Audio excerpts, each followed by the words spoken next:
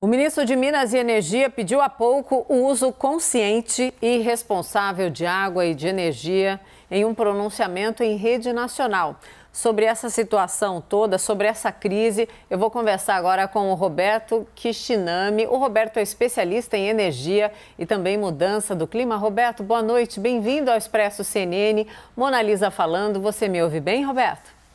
Ouço bem, boa noite, Mona Lisa. Muito obrigada por atender ao nosso convite. Roberto, a crise hídrica que está aí, né? O nosso país vive, então, a pior da história. A gente está vendo o governo editar medida provisória e também pedir para que as pessoas assumam ali o que eles chamam de uso consciente. O governo está mandando o recado real ou a gente em breve vai ter uma outra história quando a gente olha para a questão como um todo dessa crise, né? Eu me refiro, claro, ao racionamento. Roberto? Então, Mona Lisa, infelizmente eu acho que nós estamos indo em direção a um quadro muito grave, na verdade, com apagões, né? Eu vejo que a fala do ministro hoje, na verdade, deixou todo mundo no escuro, porque além de dizer que as pessoas têm que ter um uso consciente de água e energia, ele não colocou concretamente nada, né? Parece haver um medo patológico da palavra racionamento. A questão é que o racionamento ainda é uma medida que se pode planejar, né, e implementar em diferentes graus de profundidade. Mas não estão fazendo isso. Na verdade, até agora nós não vimos nada de concreto para fazer o enfrentamento, né? Além disso, a medida provisória também tem problemas, viu, Mona Lisa? Por quê, Roberto? As mãos. Veja, a medida provisória, ela institui um comitê, né? E tem lá ministros, mas exclui, por exemplo, explicitamente a ANA, que é a Agência Nacional de Águas, né? Que embora seja vinculada ao Ministério do Meio Ambiente, que está ali no comitê, ela tem, na verdade, toda uma governança própria, né? E determina medidas que vão parar, por exemplo, no ONS, né? Além disso, o próprio comitê está localizado no lugar errado, porque está localizado no Ministério de Minas e Energia, quando, na verdade, deveria estar num órgão mais de coordenação, tipo o Ministério da Casa Civil ou coisa do tipo, né? Roberto, o Fernando Nakagawa também participa da entrevista. Naka, chega no papo. Bacana, obrigado, Moana. Roberto, amanhã a Agência Nacional de Energia Elétrica, ANEEL, deve atualizar o valor que nós, consumidores, pagamos na bandeira vermelha 2. E a Thaís Herédia trouxe mais cedo que esse aumento pode ser de até 70%, 80%. Isso, pelo menos, são os parâmetros que indicam esse aumento. Se vier um número muito diferente disso amanhã, o que isso pode indicar para o setor elétrico? Interferência política?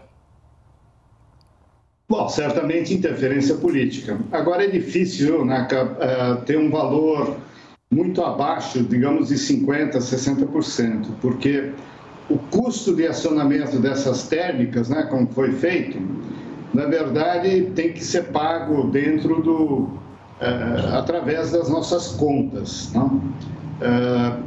E mesmo sem mexer na tarifa, que a tarifa, na verdade, tem data para ser reajustada, né? É preciso criar um caixa para poder pagar essas termoelétricas. Então, a ANEEL, na verdade, não tem muita margem para definir o que é esse valor, tá?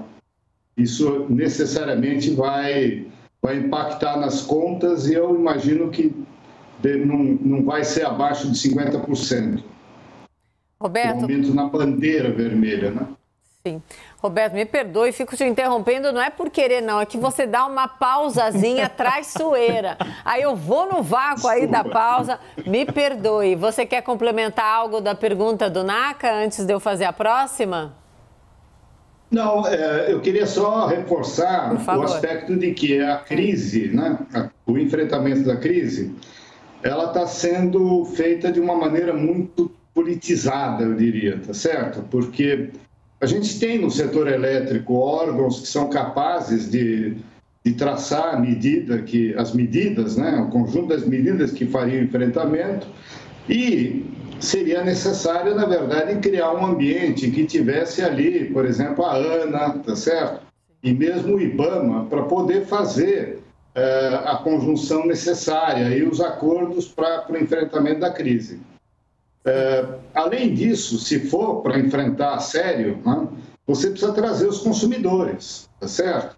Tanto grandes como pequenos, para fazer corretamente o enfrentamento da crise, que, diga-se de passagem, não vai acabar agora.